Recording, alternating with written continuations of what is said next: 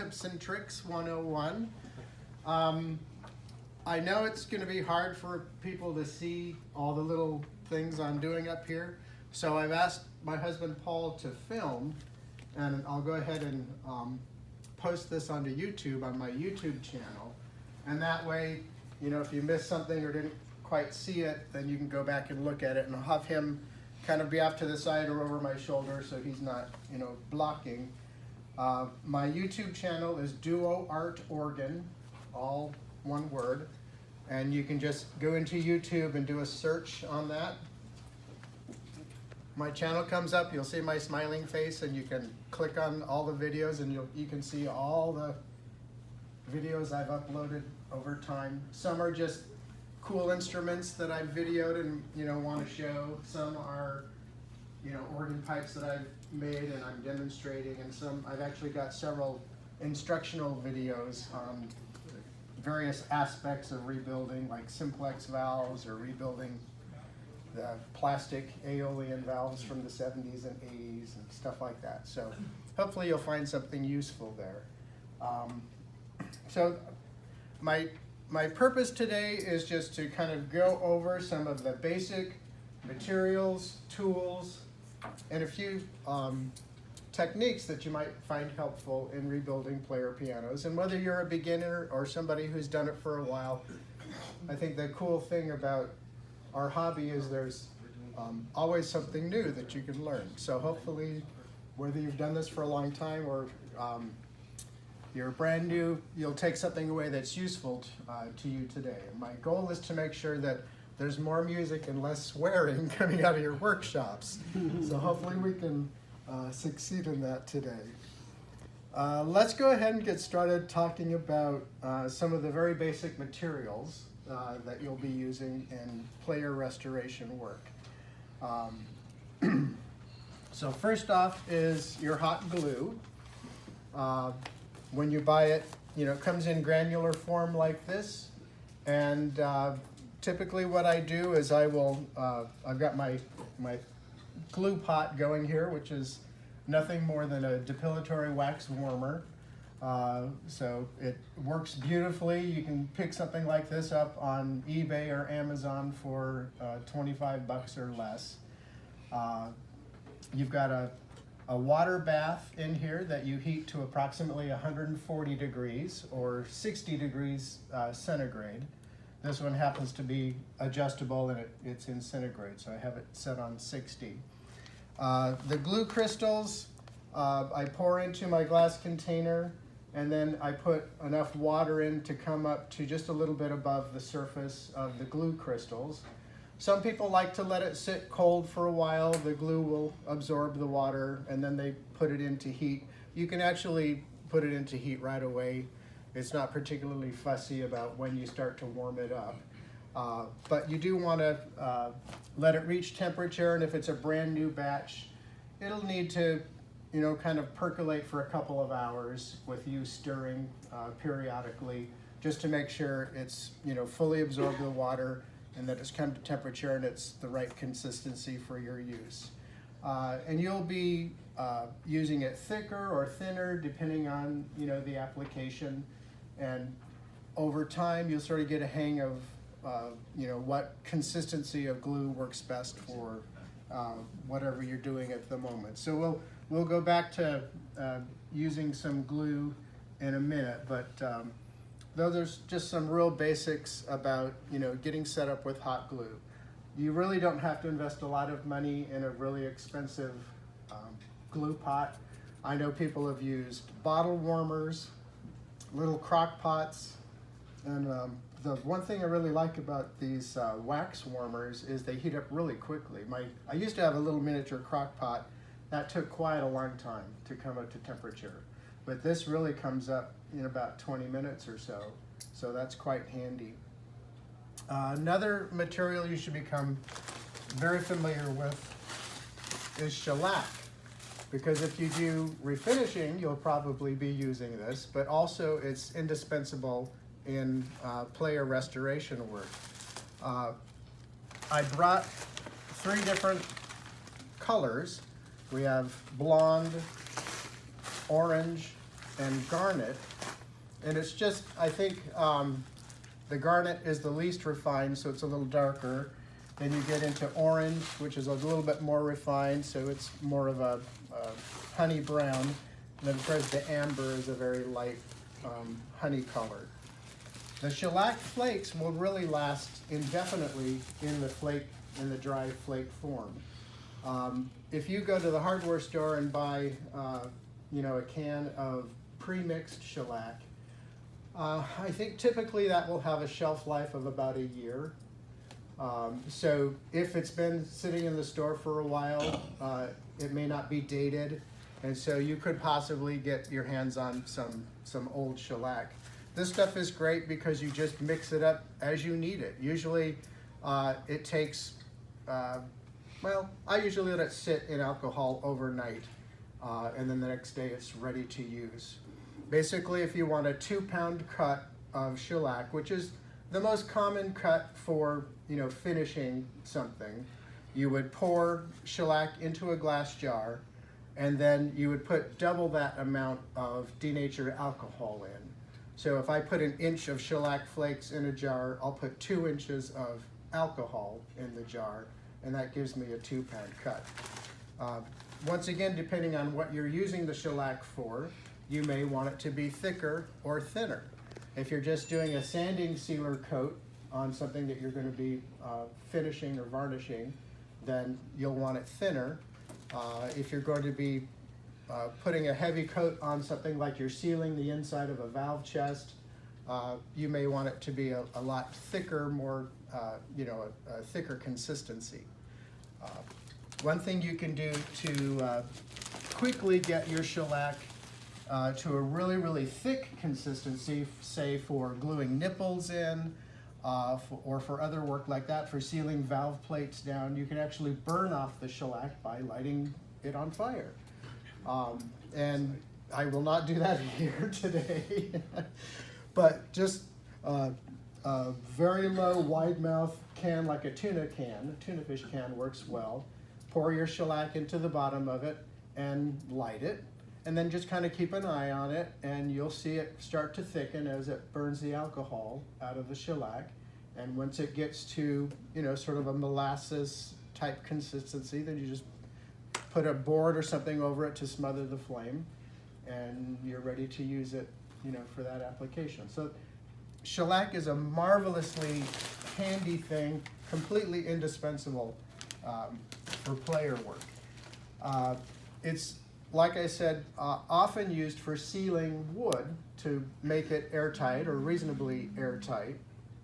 And you will be running into certain player actions like standard and auto piano that have lots and lots of drilled channels in wood that all need to be sealed. And so there are a couple things that you can do to help make that a little easier. One thing I've discovered is pipe cleaners. So you can dip, you can see I've already used this one because it's shellac colored. You just dip one end of it in your shellac and then run it down in your tube that you're sealing a few times, and then move on to dip and move on to the next one. And that's a fairly painless, clean way, you're not spilling shellac all over your table, to get those holes sealed. Now occasionally, especially once again standard and auto piano, had channels where you've got a hole that drills in this way, then it turns a corner and goes that way, then it turns another corner and goes that way. So you're not going to be able to get a pipe cleaner in there. So I've discovered these disposable eyedroppers, which you can, and if anybody, I brought a bunch, so if you want one of these, please come up and get one before we're done here. But you just dip this into your jar of shellac, tape off with your painter's tape one set of the holes, and then you just gently fill each hole with shellac, and then dump the shellac out, move on to maybe the next 10 holes and fill all those, and then dump the shellac out. And that's a nice, once again, very controlled way to get shellac into those little air channel holes that you're trying to seal. I tried using a bottle like this at first, And the problem with this is, once you fill this with shellac and turn it over, it starts squirting out, no matter what. There's too much mass or weight in here, and it'll shoot out the tip. This, because there's so little volume, the shellac stays put even if you hold this upside down until you squeeze it. So you've got a lot of control. And then when you're done, you can toss it. You don't have to worry about cleaning the shellac out of it. So that's super handy for sealing. Where did you get those?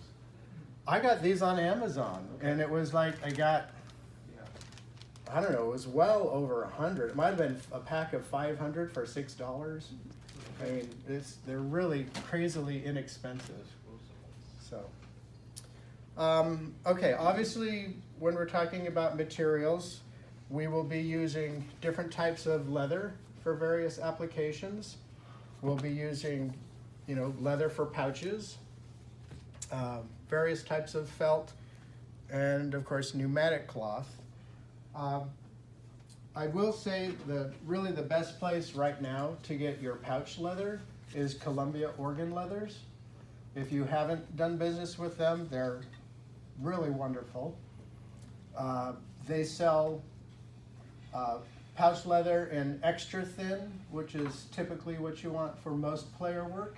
And then they also sell 6-inch by 12-inch pieces in the extra thin, which is supposed to be less than 0.08 of an inch thick, which is really good for those little tiny primary valves or primary pouches where you need ultimate flexibility.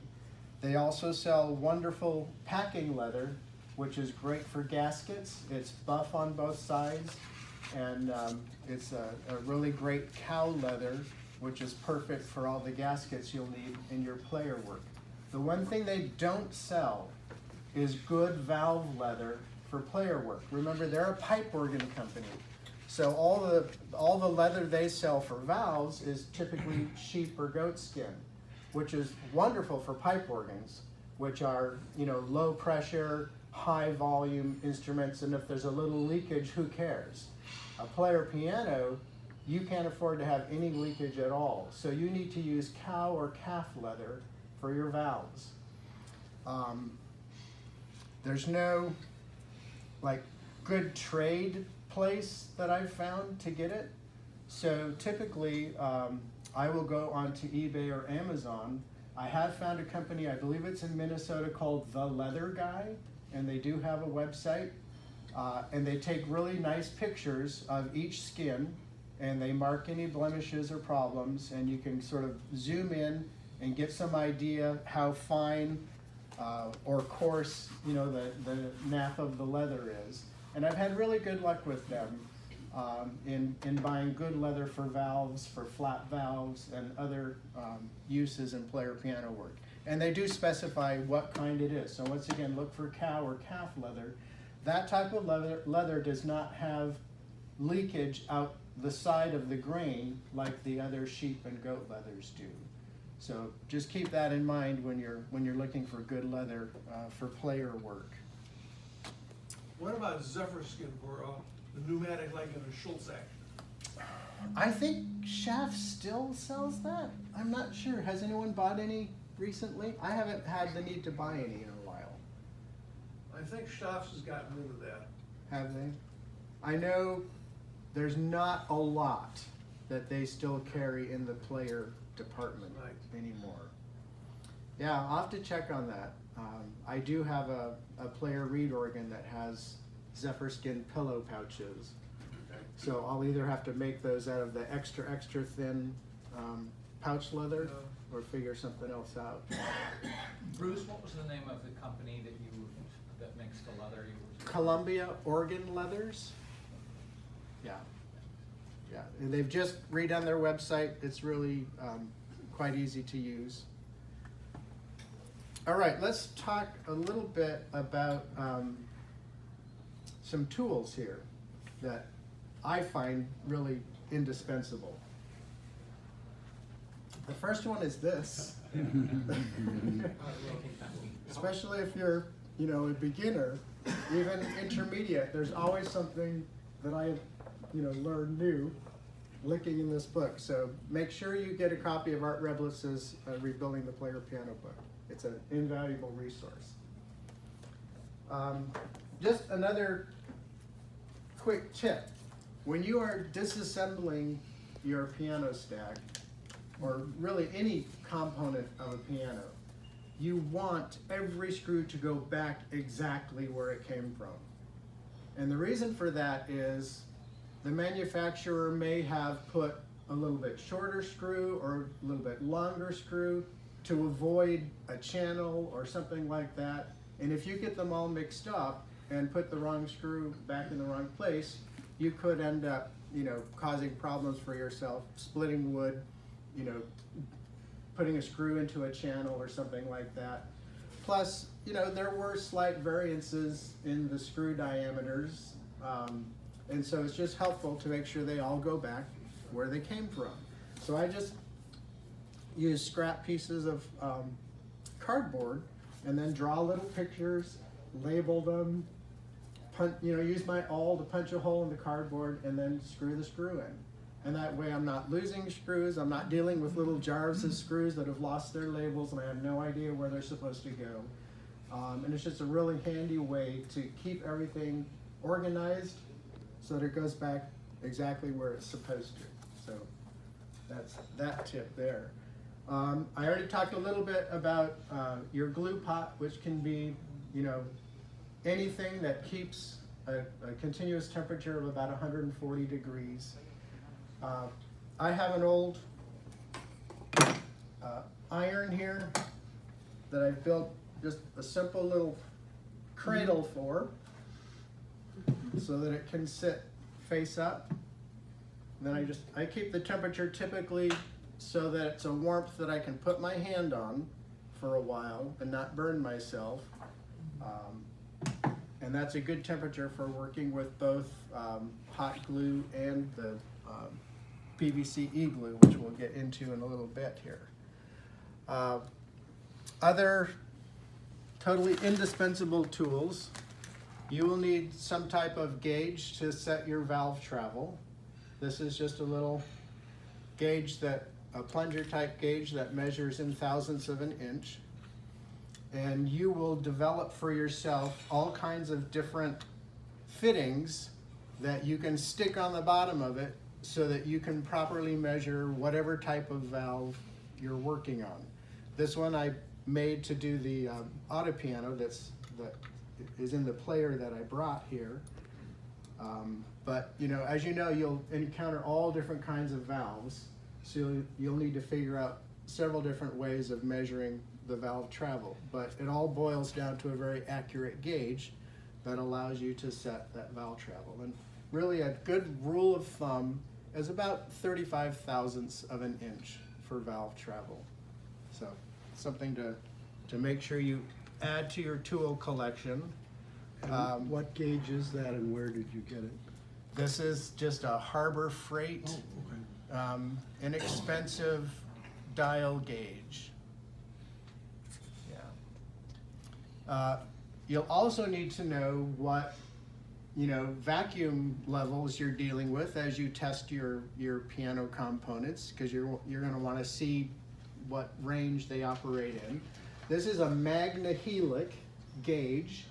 They're quite expensive if you buy them new, but once again, go to eBay and you can find them for under $20. This one happens to go from 0 to 25 inches. Make sure that you are getting a gauge that measures inches of water column, because they sell all kinds of gauges that measure pascals and PSI and all different kinds of ways to measure changes in air pressure. Make sure you're getting inches of water column, because that's what we use when we're talking about player pianos. So if it's 30 inches of suction, that's 30 inches of water column, and that's the type of gauge you want to get. One thing to note is these gauges measure pressure differential, which means they measure pressure as well as vacuum. And you'll see one port is labeled low, so that's where suction would attach to. The other one is labeled high, and that's where pressure would attach to if you're measuring pressure for organ pipes or something like that. So definitely indispensable to have some kind of gauge to measure your vacuum levels as you're working on your different components. We talked a little bit about valves. So you're going to need a way to punch out your valves, or leather, or whatever it is that you pouches, whatever it is that might be round. This is a really great set. It's made in France. It's sold in the United States under the Mayhew, M-A-Y-H-E-W name. Once again, this is something that you can pick up on Amazon. If you just do a search on Mayhew punch set, then it pops up. And basically you can see you have a whole bunch of different sizes. This one, I believe, graduates in 1/16 of an inch. However, do be aware that there are a few that aren't included in here. For some reason, they don't have an 11/16, a 13/16, or a 15/16. I'm not sure why, but most of the other sizes are in there. It comes with, this is the little head that you can either, the very small diameter punches actually have a threaded screw that screw into this, and then the larger ones just slide on and then you twist, and that holds them in place. And what's really nice is you can do concentric punchings for donut-shaped, valves or whatever as well, because, I could mount a little tiny one in the middle and then a big one, or, whatever, and we'll punch a few things with it in just a minute. As it comes from the manufacturer, this handle screws into this head, and then you can mount your various punches on there. But I'll talk about this in a minute, how I prefer to do my punching. So that is definitely something that you should consider investing in. What would you expect to pay for that? I think this was around $250. It's not cheap, but they're very well made. And since you can't really buy pre-punched leather facings very readily anymore, it's almost a necessity to be able to punch your own and have them. Another really great tool is a very inexpensive press. It doesn't have to be fancy. Once again, your local seller of Chinese imported material tools will do just fine. And I use this for all kinds of things, for taking apart, once again, the valves that use the force fit collars. So some types of standard and auto piano valves are done that way. So you can both remove those collars very easily without damaging anything and put them back on using a press like this. Just another fun little tip. It just so happens that 5mm copper tubing for refrigeration systems is just the perfect, it's the same outer diameter as the old lead tubing on most player pianos, which we're typically replacing these days because it's oxidized and is no longer any good. So you have the choice of either plugging all the holes that the lead used to go into and re-drilling them for 5/30 seconds so that your nipples will fit in there, or I've discovered that if you just cut little pieces of that copper refrigeration tubing, and then if you have a little hole that's a little bit larger than the diameter of the tubing drilled in a block of metal, you can just put a little piece of tubing in there, grab your 5/32 inch brass nipple, and this would be a good time to put glasses on. Then you can just press that brass nipple right into the copper, and now you've got a completely airtight nipple that converts from, this diameter of your lead now to the 5/32 diameter of your rubber tubing. And you don't need to glue or solder or anything. So that's pretty slick. A really handy tool could be something as simple as a little stick here. We're often gluing our leather facings onto some kind of a valve disc. Typically, if your piano comes with the old-fashioned red colored valve discs, you want to throw those away and not reuse them because they warp really badly over time, and you just can't count on them staying flat. So I replace all those with new discs that I get from Pipe Organ Supply. They're more of a phenolic resin type, so they're very stable and they won't warp over time. And that's the kind of disc I like to use. So I just mount it on the end of a stick, you know, put a little bit of glue on there, and then spread it. Put my facing on and just stick it on a flat surface and move on to the next one. It's a lot easier than trying to fumble with, you know, the disc in your fingers, and then you're getting glue all over both hands rather than just one. So you'll come up with, you know, a lot of interesting, you know, ideas for things that help save you time. I've got just a bunch of different types of pouch setting tools that I've come up with. This is for the Welty T100 primary valves, which are oval shaped. This is for Cremona, which are also oval shaped. This is a special little jig I did for doing Aeolian plastic valves, which are square. So it, you know, you'll come up with all kinds of things to meet whatever need you have. I will mention that when I glue pouches, I do use hot glue, and I have these little irons. I'll make them the proper size. Once the pouch is dished and in place, I have these irons sized so that they're just slightly smaller than the diameter of the pouch. I keep these on my warm iron while I'm pouching, and then once the pouch is set in the hot glue, I take one of these and just set it on top of the pouch. That remelts the hot glue, helps it get absorbed into the pouch leather, and also helps it absorb nicely into the wood of your pouch board. And then take it off, and you've got this perfectly smooth, you know, with an airtight seal around your pouch. It doesn't matter if it took you a little bit of time to get that glue around there and it started to gel a little bit, because this is going to remelt it and give you a wonderful tight grab with pouches that are never going to pop off. Yeah. You said hot glue. Is it a hot hide glue that you're using? Yes. Yeah. It is hide glue. It is hide glue. Yep. It's Okay. made of animal protein. Yeah. Exactly. And it really is the best glue for gluing any kind of cotton, leather. It's just so handy. A lot of people are a little afraid of it because you have to heat it up, but that's the hardest part, really, of using it, is heating it up.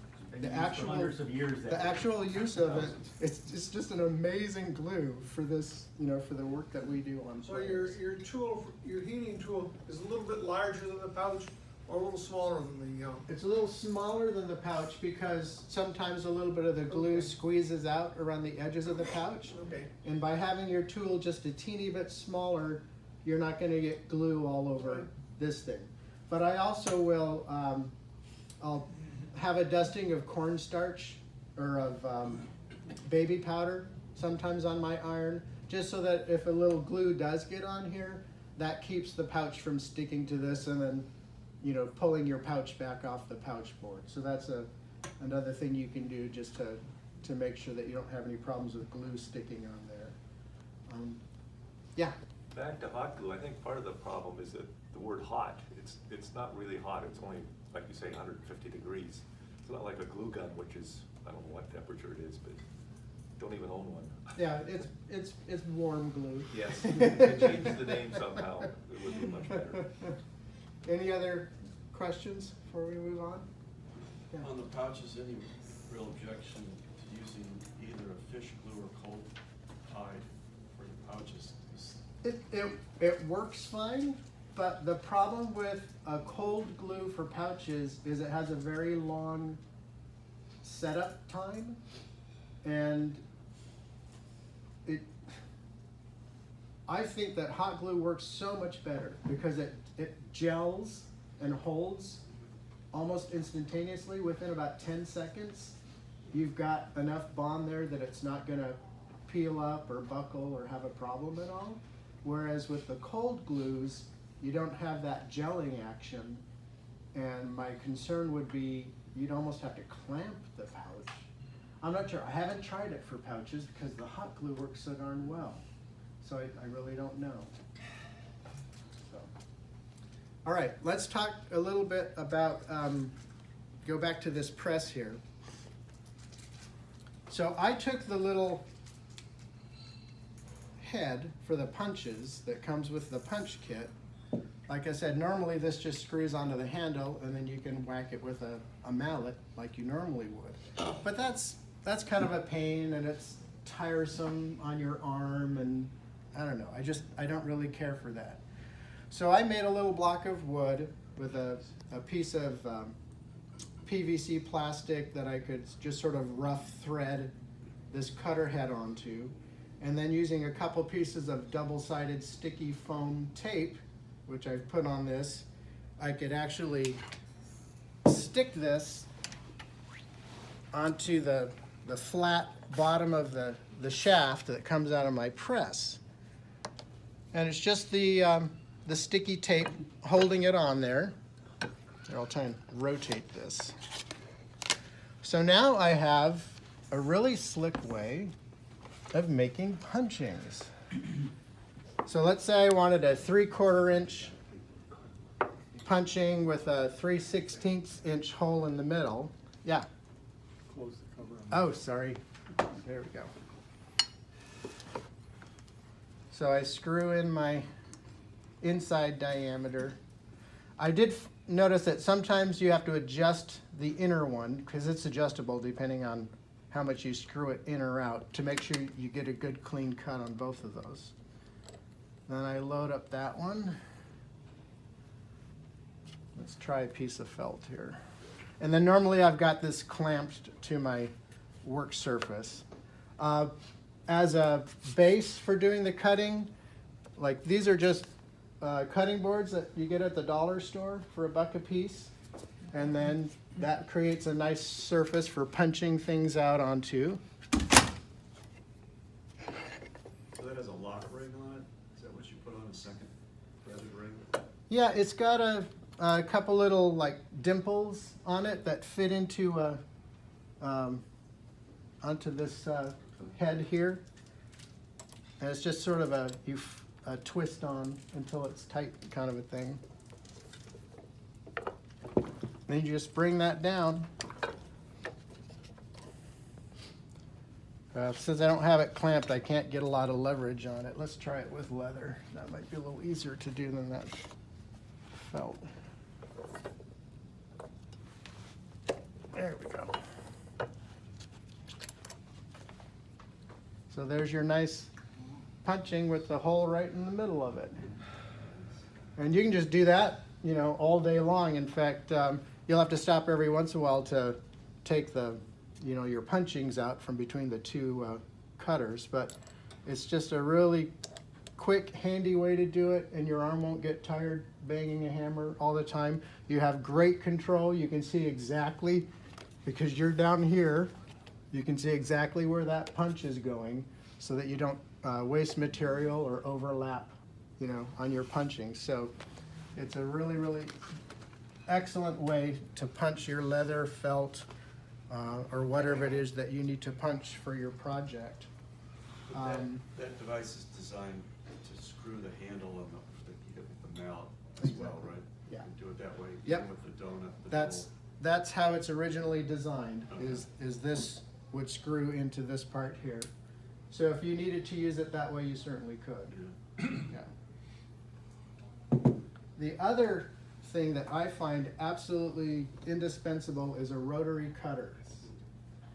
You just can't cut clean, nice, you know, leather gaskets with a pair of scissors. There's just no way to do it. The first several players I didn't even know about these, or that they would be, you know, just so handy for player work. But they're amazing. I have here a cutting mat. This one is 2.5 feet wide by 2 feet deep. At home on my cutting table, I have 2 of these side by side so that I've got 60 inches of cutting width. Most player stacks are about 40 or 54 inches wide. So if I've got a great big piece of packing leather on my table, I can do a gasket without any seams in it all the way from side to side using this setup. So I just brought a scrap of leather here to show you how easy it is really to use. You know, you just put your straight edge on there, and you've got, I mean, it's so nice. Until you have done it, you don't realize, you know, how difficult it was before trying to cut things with scissors. And then, once again, this works for pneumatic cloth, leather, felt, all kinds of things, and it will cut multiple layers too. The cutting wheels do get dull after a while, but it's amazing how much use you can get out of them before they need replacing, and the replacements are not expensive. Once again, it's an Amazon or eBay item that you can pick up. So definitely on my list of tools that you need to get. This one is a Ginger, Gingher, but there are several companies that make rotary fabric cutters. What was the brand name on that? G.I. Ginger, Gingher. They're one of the bigger ones that make these things. And definitely get the mat that goes with it. It has shown no signs. All the thousands and thousands of cuts I've made on this mat, you can't really even see where I've made cuts. I don't know what this material it is, but it's amazing. So definitely worth a little bit of investment there. That comes right with the cutter, No, you buy the mat separately. but that's on eBay too. and- Yeah, or go to any fabric store. They'll have these, and they'll have the mats too. Michaels and all those type of places sell them too. Yeah. Yep. How are we doing on time? Good, you got You have 20 minutes. Okay. Let's talk about covering pneumatics here. Now, my personal preference is I take apart the deck boards and then I run them through my table saw and saw the pneumatics off. And I leave just a little bit of the pneumatic left glued onto the board, and then I'll run it across my planer set at just a gnat's whisker until I've got all the remnants of the pneumatic boards off and just a little bit of old hot glue left, and then I go from there. So I typically just make all brand new boards for my pneumatics. Now I won't do that if it's some kind of special pneumatic that's got a built-in finger on it, or you know, for whatever reason it would be really hard to reproduce. But if it's just a square piece of wood with a hole in it, I find it's much easier just to make brand new ones than try and get the old fabric off, especially if somebody has used, you know, Elmer's glue or something weird, you know, the last time they recovered the pneumatics. So it's just nicer to start with bare, fresh wood. So let's start with hinging. I came up with a way to do it that I think, you know, saves some time and is really quite an easy way. I take those gallon storage bags, the kind that you can buy in the grocery store that have just the twist tie. They're like polyplastic that's only 1 or 2 mils thick, and I cut those into little squares. My iron is not hot enough to melt this, so I can put that little square of plastic right on my warm iron. Now here I've got my piece of canvas. This is the hinge, the new hinge for the pneumatic, and I'll put that right on top of my piece of plastic. And then typically I'll have my pneumatic leaves sitting on my iron warming a little bit beforehand. So I take those, grab my hot glue. I'm fairly generous with my hot glue because I want it to soak into that canvas. So there I've applied the hot glue. Oops, I have my hinge going the wrong way. There we go. Then I lay the boards right on top of that hinge and then wait, 6 seconds or so. The heat of the iron will once again remelt that glue, causes the glue to soak into the canvas, causes the glue to soak in nicely into the wood. Then, because that glue has soaked right through the canvas to the plastic, it makes the plastic come up with your boards. Then you just fold them and put a rubber band on them. Now you've got a perfect hinge because you've squared off your boards, made sure everything was lined up. Then you just set that aside and let it dry. And you don't have to worry about, oh, will my leaves line up once I, fold the hinge after the glue's dried when you've done it, the other way. Just a real super handy way. So let me set this aside. And ta-da, we have one that's all nice and dry. So when you take that rubber band off, the plastic comes right out because it does not stick to the hot glue. And now you've got this beautiful hinge that's super tight, no wobble in it whatsoever. And this is ready now to recover or to cover with your pneumatic cloth.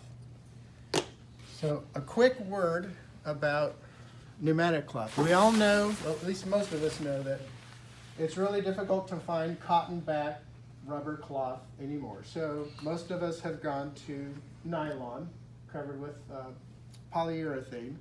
This is the fabric that David Ramey sells at dcramey.com. And it's pretty inexpensive. I think it's about $12 or $13 a yard. The nice thing about this is, just like the good old-fashioned cotton cloth, you can rip it. Once you decide what length you need, like in this case, my inside span of the pneumatic is 7/8 of an inch. So I've got my little jig here that gives me a 7/8 of an inch inside span for my pneumatic. Then I can just put my ruler across here and say, well, okay, that's 1 3/8 inches.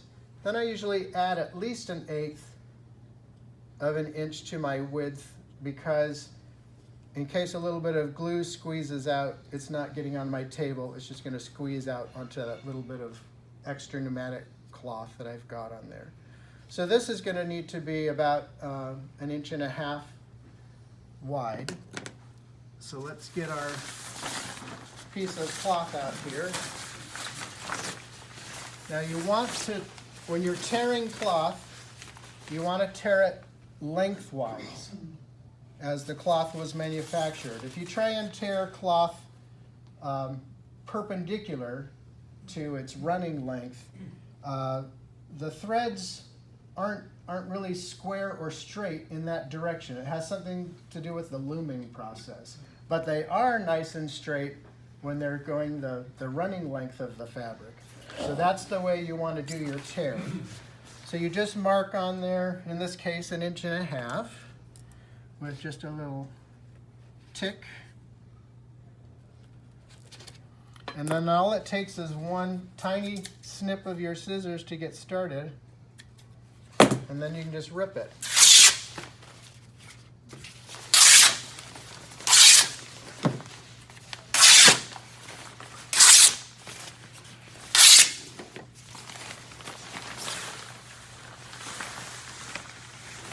So after you've ripped as many strips as you need to cover your pneumatics, I take just a scrap piece of wood.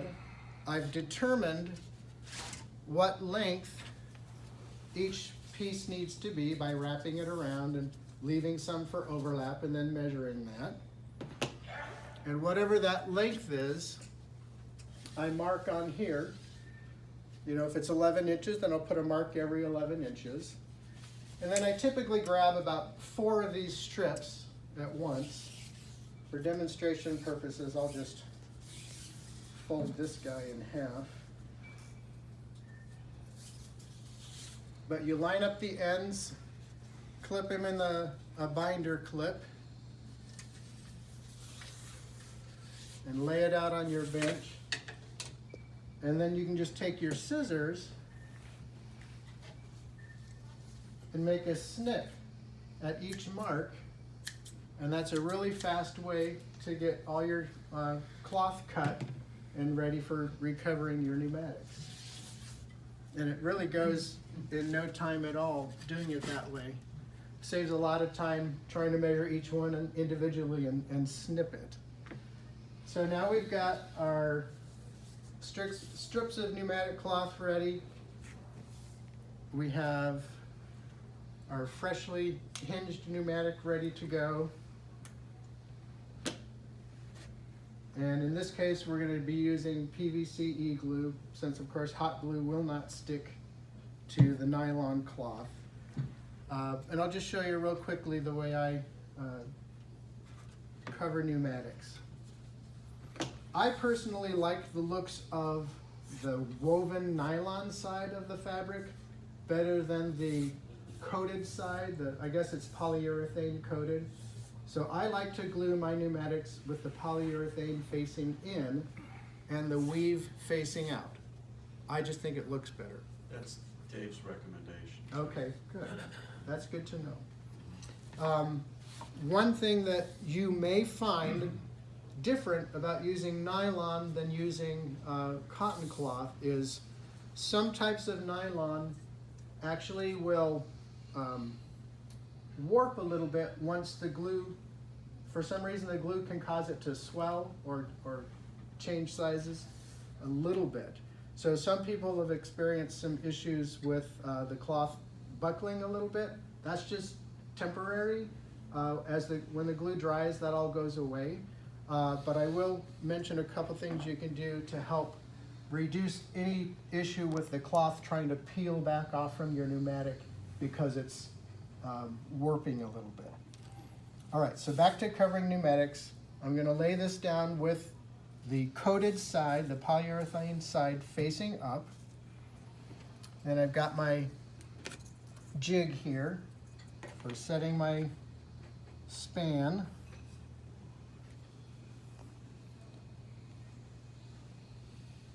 Put your glue on the ends of the leaves first and use your built-in glue spreader.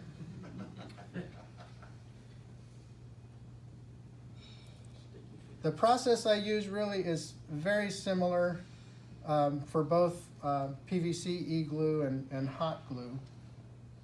Then you'll plop this down in the center of your piece of cloth. Take out your gapping tool and set that aside. Bring each side flap of cloth to a vertical position and now set that on your iron. Rock it a little bit so that you're getting the glue warm on there. Once again, just about 5 seconds on each side. And that does a couple of things. It causes the glue to soften a little bit, spread better, and it also helps to set that glue so that it holds on faster. So the next step is to do the sides, and I hold the pneumatic like this so that this piece of cloth is supported so it doesn't hang down. Then just peel that back.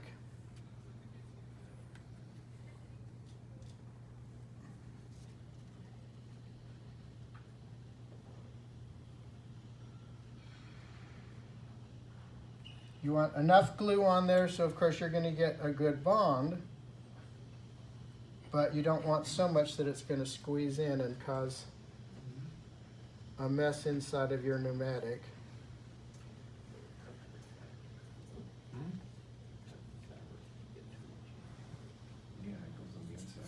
So as you're, oh, I got it all over my finger, sorry. Ignore that.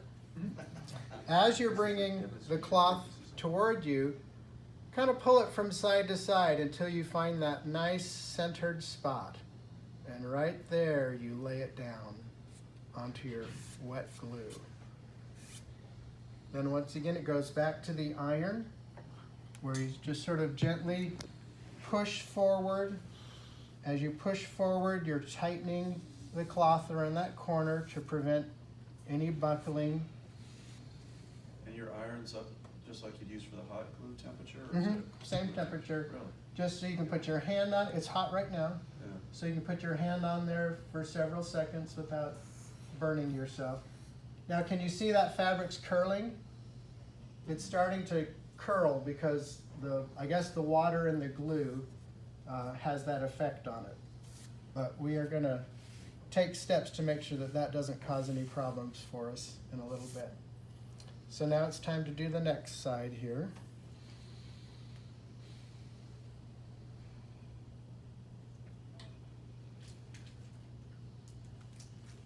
About 10 minutes. Thank you.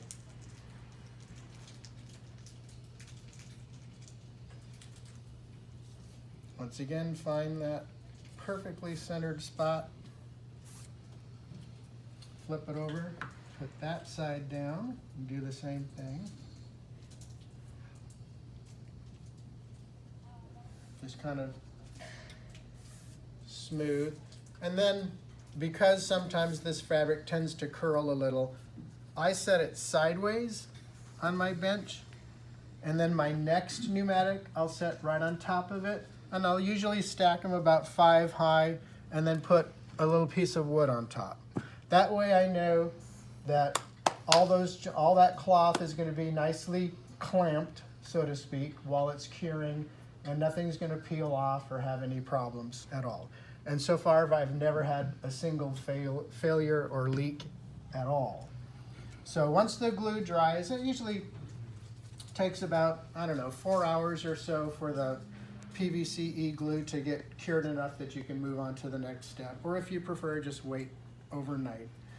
So once it's cured, of course, it looks like this. Now you go ahead and trim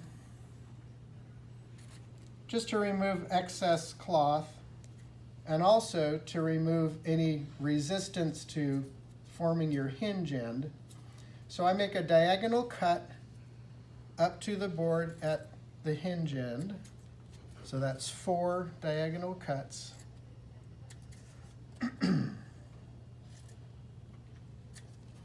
And then you can go ahead and just do your trimming.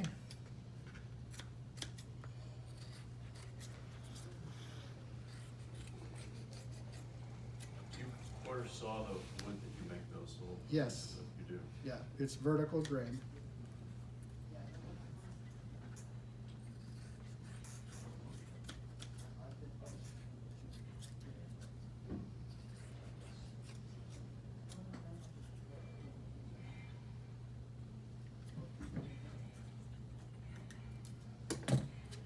Okay, so now typically you have glued in a little felt dot in here.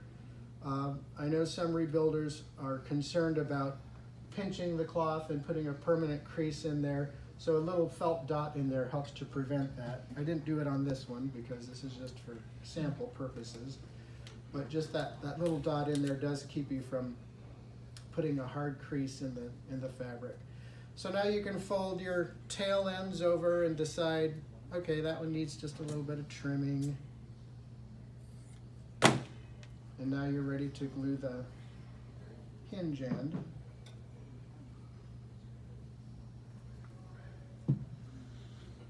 So you always put the felt spacers in the striker pneumatics? So the shortest piece I put on first. Then I'll run just a little bit more glue for the joint. Fold that second piece over and just run my finger along it to force that glue to squeeze out.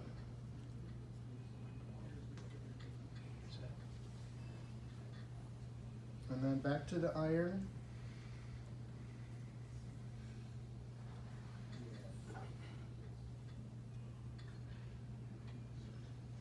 And now, once again, you can kind of see the curling taking place.